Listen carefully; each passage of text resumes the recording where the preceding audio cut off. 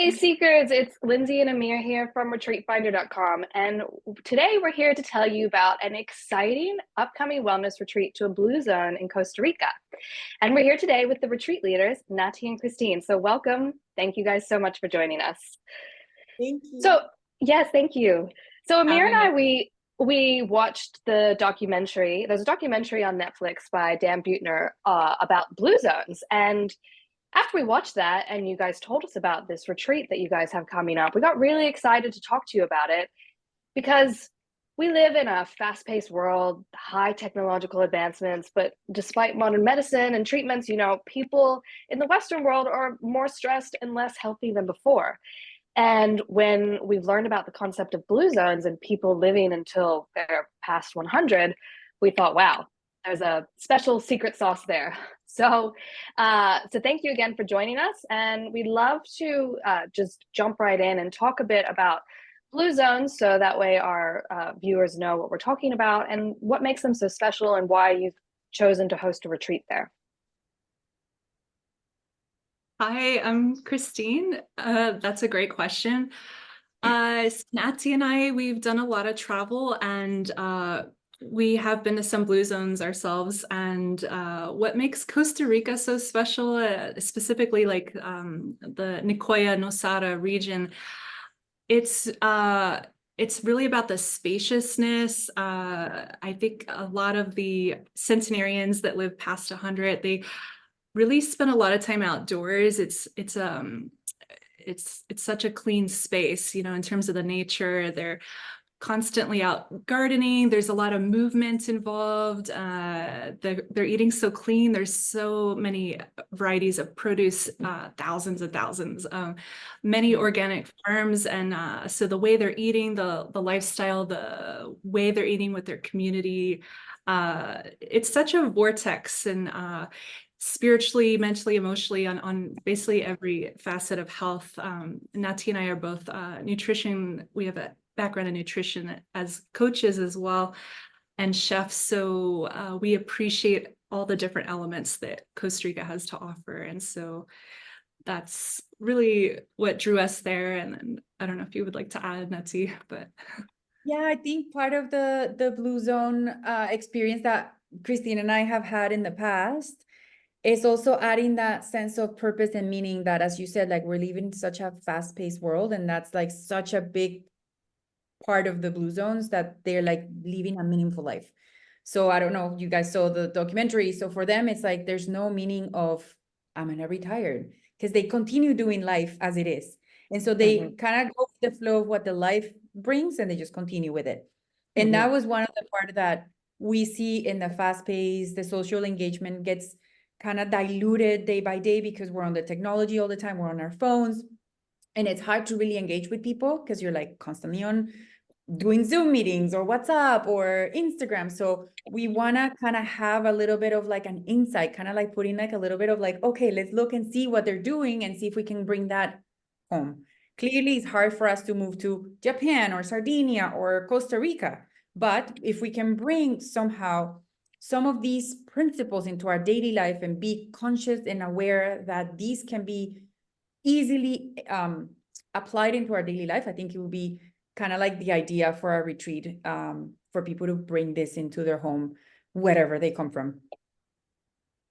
Yeah, I love that. I saw a while ago, there was some business leader that said he read like 100 books a year on business, and he reads so many books that and many of these books have so many ideas in them, but his goal is to, for each book, take one core idea and implement it in his business. And I often bring that up with people that are going on retreat. It's like, okay, yeah, the retreat is great. We're going to go and have 5-6 nights together and feel good in the moment. But what's one or two things that we can bring back with us from the retreat and implement in our daily lives to improve the daily life? And I think that's going to be different for everybody. And I think as we have this conversation, we'll touch on some of the different experiences that people can have so that we can bring something back with us and actually improve and change our lives. So yeah. I love that. So have you guys, so you mentioned the blue zones. Have you guys been to other blue zones, or is Costa Rica the main one that you've been to? I've been to Sardinia. Nice. and Sardinia. Okinawa in Japan. Oh, nice. Oh, right on. I think that was one of the original ones that was kind of classified as a blue zone. Yes. And Yeah.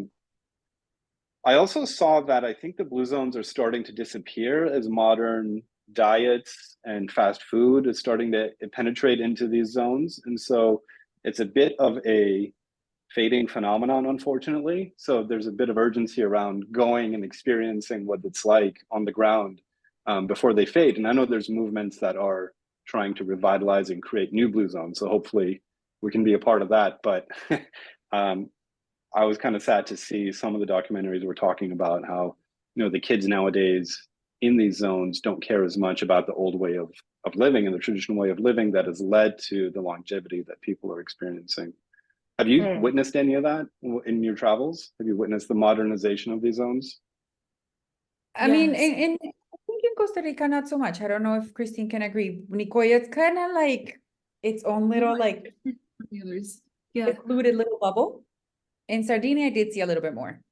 I don't know if Japan.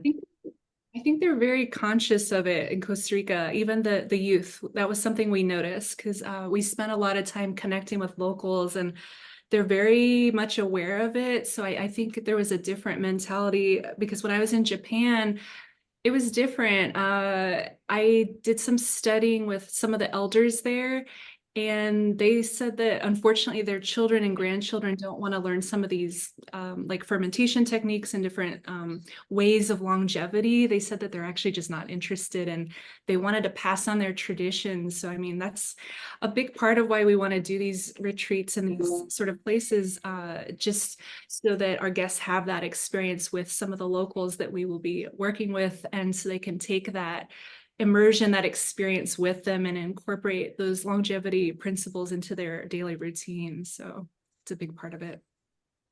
Yeah, that's great. I love that. And you mentioned, we talked about blue zones and nutrition, how that's a big part of it. And you talked a little bit about your background on nutrition, but maybe you guys could expand about you two as leaders and your background and what you bring to this retreat. Perfect. Wow, that it's hard to talk about like all of the, I feel like we're Pandora boxes. It's like we have like many layers to the onion. So if we have to pick a couple, I would say we're both very passionate about food for sure, but not just the physical food, but what food can do and transform into your body, into your mind. And it's the food that we eat, but it's the food that we consume through media and through the people that we're around. So I think we are trying to also be those leaders that have questioned the way that we live in society. So I would say that's one. In that sense, we became chefs and we actually worked together and we went to school together. And then it's been like a whole process between Barcelona and traveling in Miami and LA. So it's been quite the process. And then we both did our nutrition coaching certification. And then we've done our own separate different courses. Christine, you will talk about yours, but I've done a lot of medical nutrition. I have a dietetics background as well. So it's been quite like the full rounded for us, at least for me. And we're very passionate about breath work as well. I've done a couple of breath work courses. I'm starting my yoga certificate now. So it's just like whatever we're leaving, we want to kind of experience that with other people. And Nachi, do you have I think I was reading your bio on the website. Do you have a master's in nutrition? I do. Yeah, I graduated in December. And yeah, I'm taking my exams very soon. Amazing. Fantastic. That's I have so a question good. because I saw your personal story. Tell us a little bit about your personal story of transformation. You had some illnesses or disease states that you worked with? Yes, that's how it all started. I mean, Lindsay knows about it from before when we used to do more works in Miami, but I did have some atypical hyperplasia, and it's like basically not hormones, cells that can become into cancer cells. And I was very young, and it was like, the only option was medicine, and that's what I did. And it helped, but it led to other problems. So then I was starting to look what are the other consequences of like my life, and kind of put like a blank canvas and like try to draw it out and like make sense of it all. And that's how I landed into food. And then I started like really diving into how do I heal myself from the inside out. And yeah, that led me to like work with clients and now doing my master's and all these, having a private practice. And so it's been quite the journey to learn from my own experience what it is to have food being transformative and also very evolutionary, because it's never static. It always changes. And that's part of the process of understanding. And I think that's also part of what these centenarians are able to do. It never stays in one plane. It just kind of moves around, and that's part of the flow. So for me, it's been quite the journey to be in the unhealthy in my early 20s to be in like mid 40s and be like mid 30s, sorry, and be like, oh, I feel great. I feel like I'm like younger than I was in my 20s. So yeah, it's been quite the journey for me, and we hope, at least for me and Christine as well, like to share that with others. That's awesome. Yeah, and Christine, you're a personal chef to celebrities and CEOs. I read that. That's exciting. Yes, I would say my first client was my husband. He inspired me to cook, actually, because on our second date, he did this 6-course meal. And then I thought, you know what? I'm going to go to culinary school. I want to surprise him and be able to cook. And I just fell in love with cooking for others, and it just turned into a career. But I'm similar to Natty in the sense where I was very unhealthy in the beginning. Because when I was a teenager, I had like an eating disorder and stomach ulcers and inflammation. And so then I went through orthorexia, where you're trying to eat perfectly.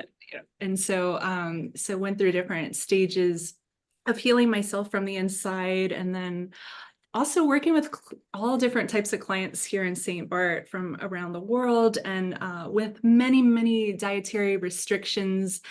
And it went beyond just cooking for them. They would all sort of gravitate in the kitchen. And so you're on this beautiful island in paradise, but you're all hanging out with me. Why? Like, they wanted to just share, what was going on. So in a way, it was like being a friend to them, really. It's like, so what's going on? And so they would share, their life, what beyond food. And a lot of the times it was like inflammation, like, and figuring out like, okay, well, instead of putting a Band-Aid on it where you go to a doctor, like in the Western world, like antibiotics or other things, like, let's try and figure out the root cause of it together. And so we would work through that. And then I thought, you know what, I'm going to study nutrition. I want to go deeper on this. So then I ended up getting certified in nutrition after that. So it all sort of came about organically. And then I was just always fascinated with what grows locally here, because a lot of the produce is flown in. So I thought, well, what about medicinal plants and herbs? So then that led me to study herbalism. And so that's why I'm really big into elixirs and tonics, because that's something, even if we get a lot of food flown in, like, it's a way of like adding in nutrition to the guests. And so that's something we'll be doing in Costa Rica as well, with the local ingredients. And I mean, it's such an abundance there. It's going to be like a luxury, really, to work with those different ingredients. And then actually in 1 month, I'm going to a longevity conference. So I feel like the education, it never stops, like Natty said, it's not stagnant, it's always moving. And so it's just keeping up with everything. And with all the education, I feel like most of it has been traveling overseas and learning from the elders, to be honest. Like, I've learned so much. And I also feel healthier now than I did when I was in my 20s. Like, it's so true. I'm in my 40s. I have more energy now, but it's because of really working through all these pillars. And Natty and I are constantly doing inner work. We're each other's coaches as well as friends. So we check in and have like a coaching session one-on-one. And so we need each other too for that. And so, yeah. That's so good. Sounds like, as we talk about the centenarians and these Bluezone longevity hotspots, and then the celebrities and CEOs, the rich and famous people that you serve, sounds like one of the commonalities is that they both have nutrition as a central lifestyle factor that contributes to their longevity. And so I love that this retreat has a real nutrition focus. I know, as somebody who grew up in Texas, and my meat and potatoes kind of guy. I like my steak. And so I've never personally ventured out. I mean, I've had vegetarian meals here and there, and I'm interested to learn more about how I can have more introduce more plant-based meals into my diet while still getting the nutrients that I think I need, like the proteins and the amino acids and everything else. Can you talk a little bit about that to somebody who might be a little skeptical about plant-based and maybe not ready to dive in all the way and give up meat? I think that's a really good question, especially coming from somebody that loves meat. I'll do very quickly. I think I think it's also being flexible and being open to experience. Like at the end of the day, it's like, you don't have to be plant-based. We don't want you to be plant-based if it doesn't feel right for you. Everybody, and that's another thing that Christine and I are also very into individuality. And I can't say that whatever fits me, fits her or even my parents. So our genetic makeup also, again, it's very evolving. So we have to also go with that flow. So our only goal with this retreat and with anything that we do working with private clients is to get them to eat more vegetables and to make them fun and entertaining and something that's like, oh my God, it's another salad and another grilled vegetable. Making it more like you can do so many things with this, and then you can add a little bit of whatever it is that you need to add for you. And so that's basically our goal, just getting people excited about vegetables, because I think they have such a bad reputation sometimes. And also as like the whole plant world and the vegan, and is when you throw, it's like putting people in boxes. It's like, no, we want people to just enjoy food, and adding that community aspect and adding those strong bonds from like making connections and adding the breath work and adding the intuitive eating. What if you eat this? Does it feel good? Does it make you feel XYZ? If it doesn't, okay, we switch, we try, it's like a trial and error, basically. Yeah, I love that. And I've recently been focusing more on, after I eat a meal, paying attention to how I feel.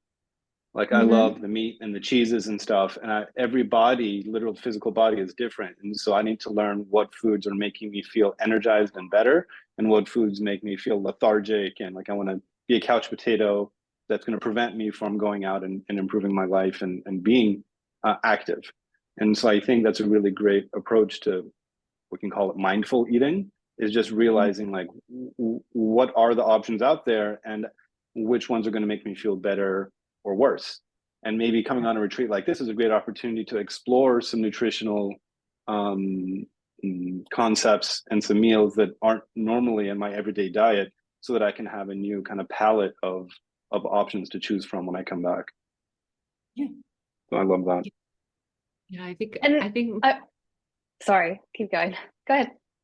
I think majority of the clients that I work with, they are actually meat eaters. A lot of them are. So it's also figuring out what foods are nostalgic to them, what type of cuisine, and then we give them ideas of what to do with the vegetables to complement what they are eating. So we're not asking them to like give it up, but it's really just like, oh, let's see how much we can add into what you're already doing, and like all the colorful options of produce and creating textures, many layers of flavor. So it's really about adding on to what they're currently doing, so they don't feel like they're restricted in any way. Yeah. So I think we've already gone into starting to talk about the program itself from your backgrounds. So nutrition is obviously one of the central pillars of this retreat. And I know that we have a kind of special experience that you guys are offering on this retreat regarding a farm to table experience. Can you talk about that a little bit? What's on the agenda for that? Yeah, so we're going to be working with a local organic farm, and we're going to invite our guests to harvest from that farm. And then we're basically, Natia and I, we're going to teach our guests we're going to guide them on how to craft a dish together with what we've harvested together. So it's going to be a bit impromptu, like, because sometimes you just go to the market and this is what you get. So, okay, we're at this farm. Let's see what we can create with this abundance of what we've just harvested it. And at that point, we'll also introduce them to the concept of mindfulness eating and other practices that are complementary to sitting down and enjoying that meal, taking those moments to appreciate where it's from, the soil, like getting our hands into it, smelling it, you know, really salivating, and before we take that first bite together, sitting as a community. It's all. I think that's so cool. I've seen a few years ago, Netflix had a great documentary where they were, I think it's called Chef's Table or something, and they go to they do a real kind of narrative background on these Michelin star chefs, and they have a camera crew following them around and being like, yeah, I'm picking the turnip from the garden behind the restaurant, and I'm bringing it and putting it in. And I was like, wow, that's great. The closest I ever got to that as a city person was like going to Whole Foods and like smelling the fruit before buying it. And so I've personally always wanted a farm to table experience, and going and actually getting my hands dirty in the dirt, picking my own food and bringing it back and having a cooking masterclass. So I think that's a really cool experience to offer folks in this retreat. I also think, to add on to that experience, is like a lot of people are afraid of cooking. They're like, they think this is whole thing. But we also want people to really be kids, like enjoy food and play. Like, you know, when we were kids, people, like our parents were like, oh, don't play with your food.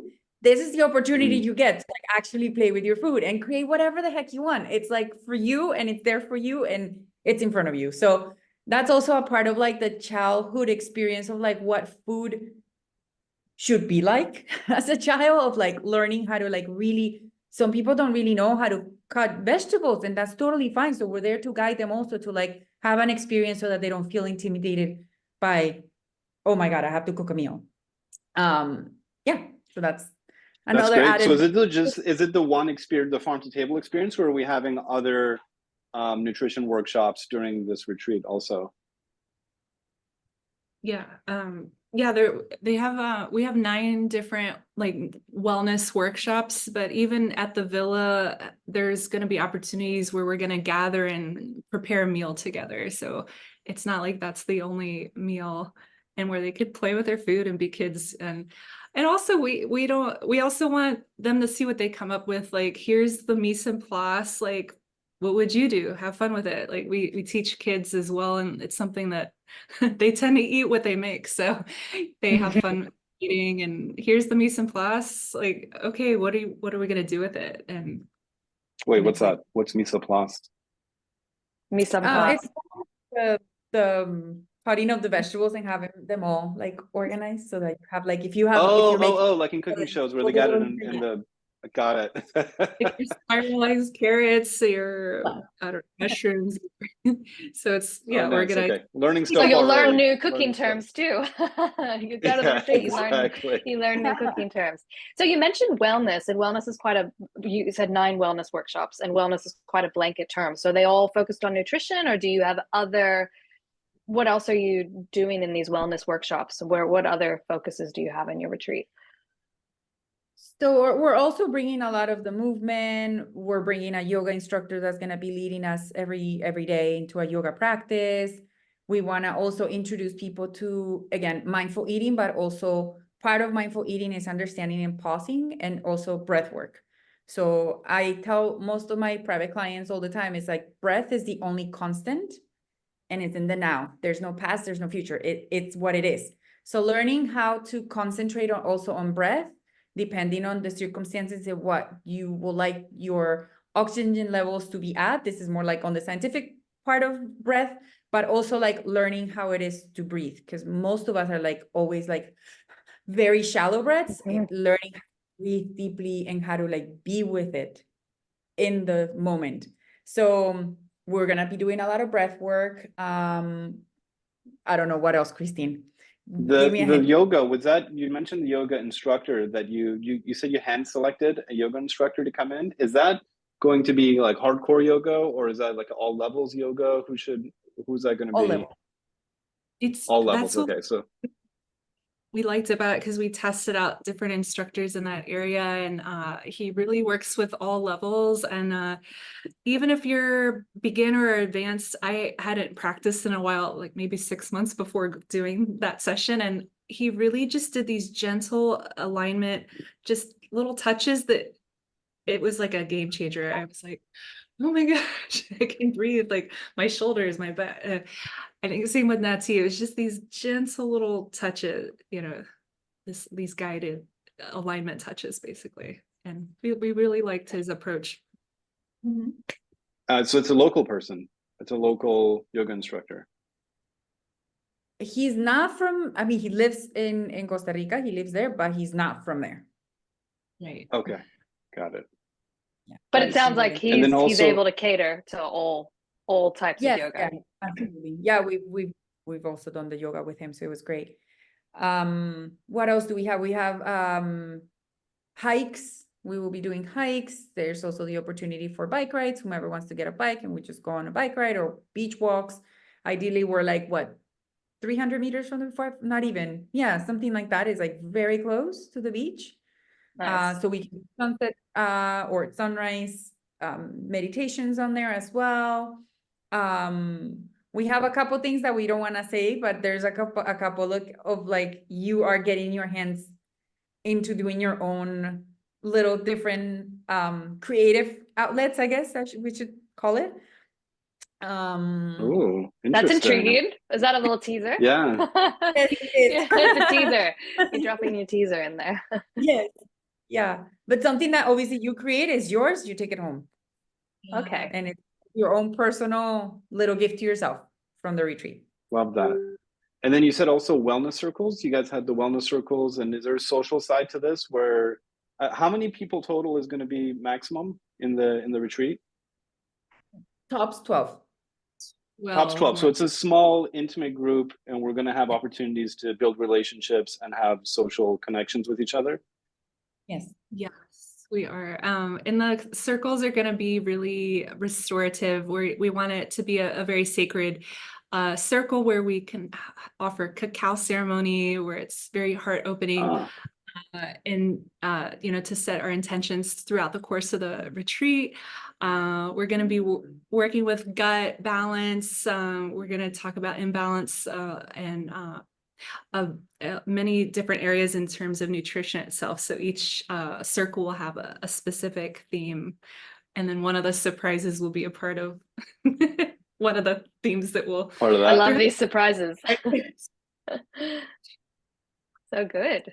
Great. Well, so yeah, on that note, so you talked about the beach being 300 meters, and I want to talk about the venue and the location and kind of the surrounding environment.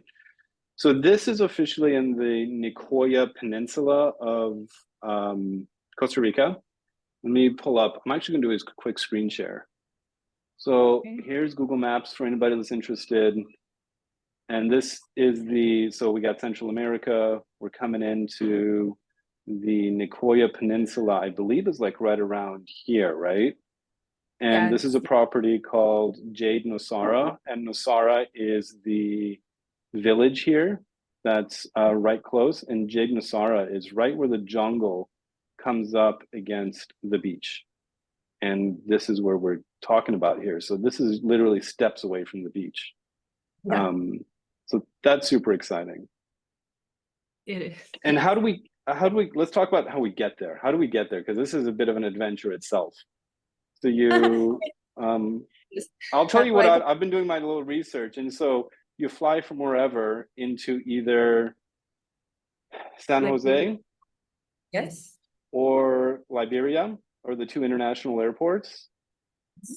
And then there's a connection. So you can either get a private car and come to here, and that's like 2.5 hours, or you can get the domestic connecting flight with, you guys talk about Sensa Airline, which is effectively like a propeller plane, like one of these little like 12-person propeller plane. This thing looks like it's big enough to be comfortable and safe, but small enough to be adventurous. And you're like flying over the jungle and making your way into Nosara from all over this jungle environment. And I've always wanted to do that, fly over a jungle in a propeller plane. And you fly into Nosara and then connect into the property. Is that right? Did I get that right? That's correct. So, You nailed it. You nailed it. We also so that airline can come both from San Jose or Liberia. Do you have any like recommendations as to, is it Liberia? I've never been. Liberia. Liberia, yeah. Do you recommend one or the other? Like, which one would you recommend? Because if we're gonna fly and not take the car anyways, like there is a car service that'll come from Liberia, Yeah. but if we're gonna fly anyways, which one is more beautiful to fly over? I've flown over to San Juan personally, and it was gorgeous. I think I sent some photos to you from above. It's truly beautiful. I'm sure to Liberia as well, just because it does fly along the coastline for part of it. And Nice. even jungle, it's absolutely I gorgeous. Yeah, I think it really depends from where you're coming from. I would say you'll probably find more international flights coming into San Jose than Liberia, but also really depends on if you're coming from the States or Canada, like it might be easier one or the other, but either one can have like that connecting flight. We will definitely recommend for sure just getting that in connecting flight. Otherwise, it's a long drive, and you might be a little bit more It's tired. like 2.5 hours and you're driving on one like little small lanes and More than, well, from Liberia, I think it might be 2.5. We have a shuttle option to the villa from Liberia because I think at least one other guest is flying into Liberia, so it's possible to do like a group shuttle as well. Oh, that's from good. there. okay. That's a great piece I of don't know. Personally, information. I feel like if I'm flying to Costa Rica, I want to fly over that jungle and see it and check it out. Yeah, I did the drive and Christine did the flight, and I was like, I wish I had gone on the flight because the drive, it's very plain, like it's just normal driving cars, whatever. But like the flight was like, oh my gosh, it was like outstandingly beautiful. I was like, I have to do it again. And when we get there, like tell us about the venue itself. What is it like? Is the retreat at the entire venue, or do you have like a little section and a room or villas? How does it work? Yeah, so the guests will arrive to the villa. We'll welcome them. Our private chef there will have some welcoming bites that they've made, probably some elixirs, different kind of welcoming. There will be some surprises in each of their bungalows from and I. So maybe on their bed, somewhere in their room, they'll find a little surprise from us. And then yeah, it's just gonna be a really beautiful that may be the cacao ceremony for that welcoming day as well. And Perhaps. the villas, we rented the whole villa, so it's like us. That's it, nobody else. Nice. So it's gonna be again a very private, intimate, personalized experience, basically. And it's Yeah, I was how just many looking at days? So you're there you arrive and then you're there for 6 days? Is that how long the retreat is? It's from the 20th to the 26th. Of April, Yes. right? So it's 6 days. So here's the property, and you were telling me before the call that these pictures don't really do it justice. So this property is a small private property, and with a beautiful pool in the middle that's connecting, I guess what they're calling the loft, and then the pavilion with the wellness pavilion where we do the exercises, and they have little bungalows that's surrounding this all over, and so it really creates kind of a private but yet communal environment is what I'm kind of taking from the videos and the pictures that I've seen. Is that right? Yes. So here's like the communal kitchen where we're going to be having the nutrition workshops, I guess. We're going to be bringing back the farm to table experience and cooking here, I guess. A workshop space. Here's the wellness pavilion where I think yoga happens here. Is that right? And then some examples of the rooms. Actually, the farm to table, we are actually going to a farm.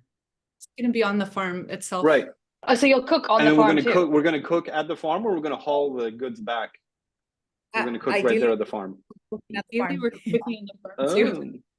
So there's two different types of Excellent. like the cooking experience. One will be at the retreat area, like the retreat space, the villa at Jade, and then the other one will be like we're actually doing like a road trip to a farm and we cook there. Yeah, well, that's amazing. Great. Yeah. So this, I mean, it looks totally beautiful. It looks secluded in the farm, but yet so close to the beach. So we're gonna have the experiences that we talked about, the daily workshops, the yoga, the movement, the personal time. there's going to be plenty of downtime for people to do their own thing, or is it highly structured where every minute of every day is planned out? So are we going to get time to do our own thing and relax or do whatever we want? Yeah, I mean, that's the whole idea. We definitely want to create some structure so that we have a loose itinerary to follow, like with starting the day with some movement and breath work, obviously, and then putting in some invitations to join us to the circles as well. But we also want to invite them to have that time for spaciousness. That's very, very important. That's why a lot of our guests do take this time.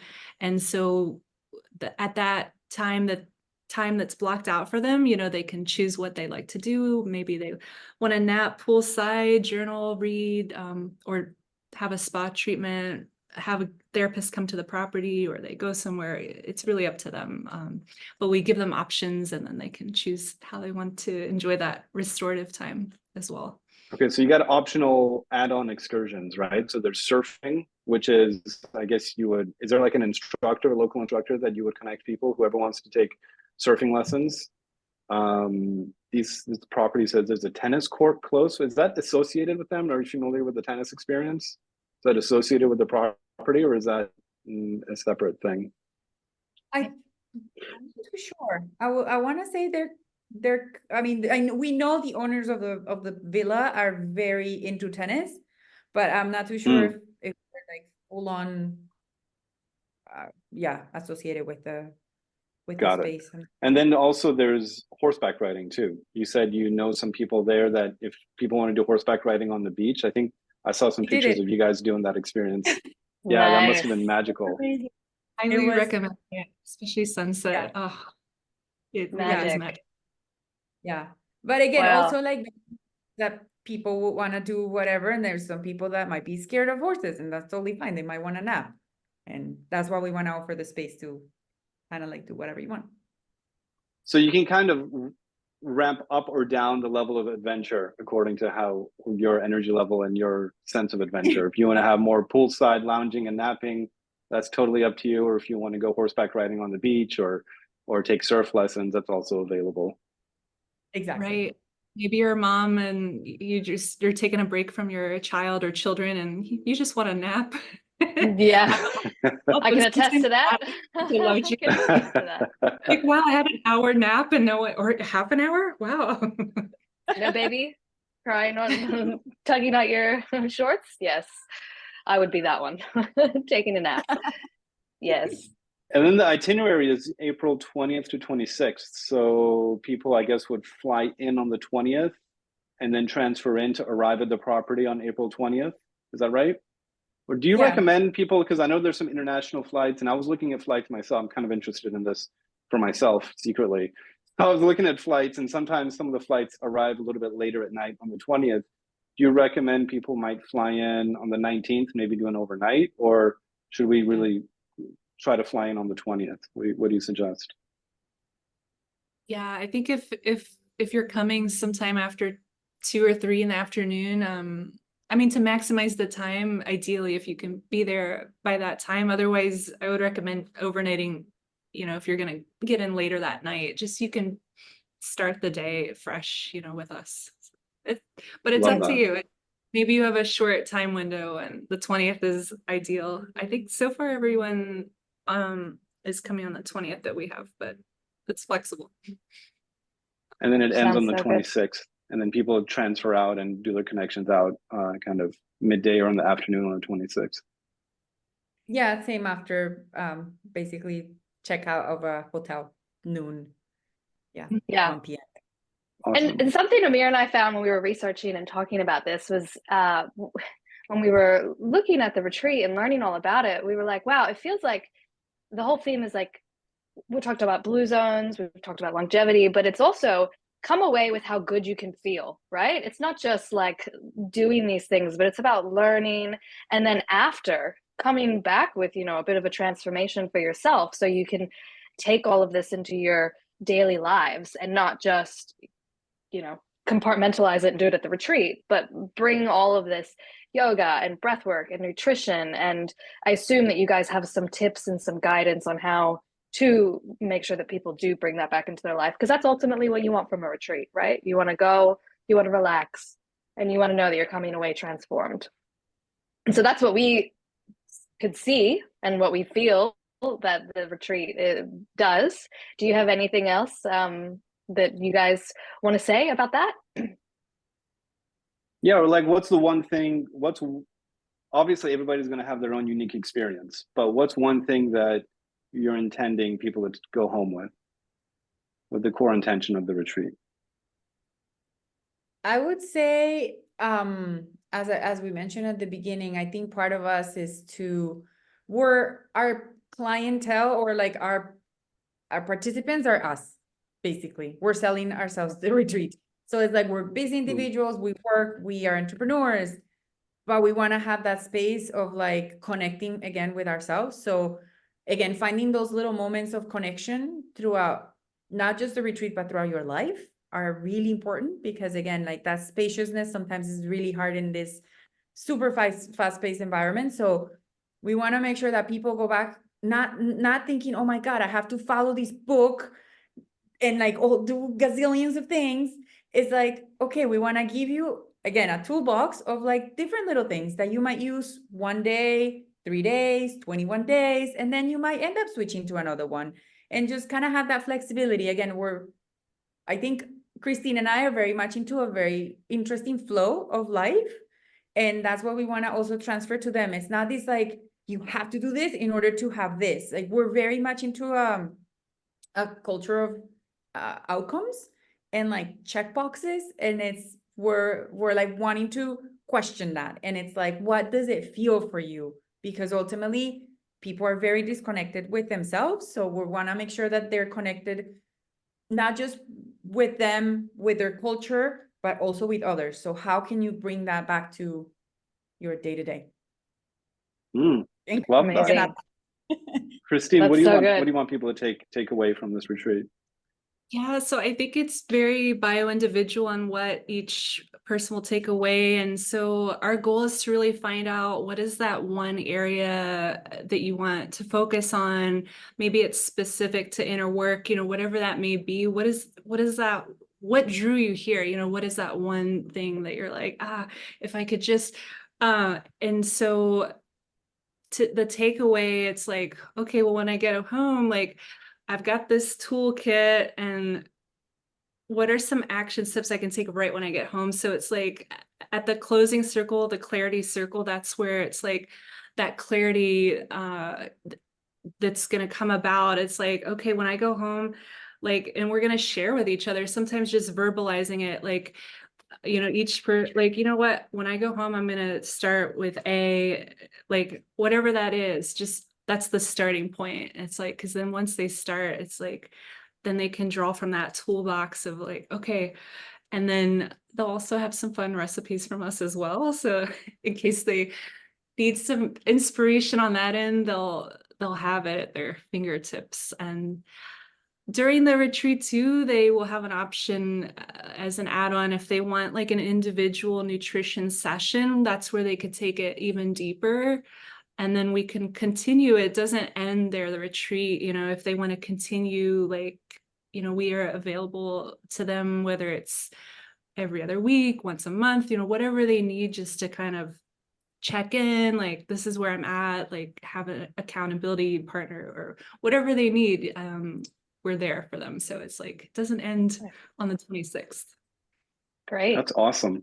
Yeah, I'll tell you what interests me personally about this, talking about everything we talked about. I live in Vancouver, and it's when we're recording this right now, it's February 15th, which is winter. I'm wearing a flannel shirt. I'm freezing outside, and I live just steps not away from the tropical beach of Costa Rica, but I got a McDonald's like literally steps away from my door. And so for me, it would be awesome to travel to this environment and have a cultural experience in Costa Rica, and see what the different lifestyle is like, and slowing things down, not only to take a break and get rest from my busy big city life, but also to have these culinary experiences, and what Lindsay was saying before, just see how good I can feel. And not just to have the retreat for 1 week, but to take 2 or 3 things back with me into my life and incorporate them. Maybe there are a handful of recipes. Maybe I learn a new passion for movement in yoga. Maybe I have a better relationship with food and just getting my hands dirty in that farm to table experience. And Christine, you were saying that you had that condition where you were kind of extreme on the other side of like being extremely regimented about your diet, but maybe having a better relationship with food means like, yes, I want to improve my diet, but I don't have to be so hardcore about it. And what does that look like? So I think having all of also the adventure of flying into Costa Rica and having like connecting flight over the jungle and over the beach, I think is like super exciting and fun.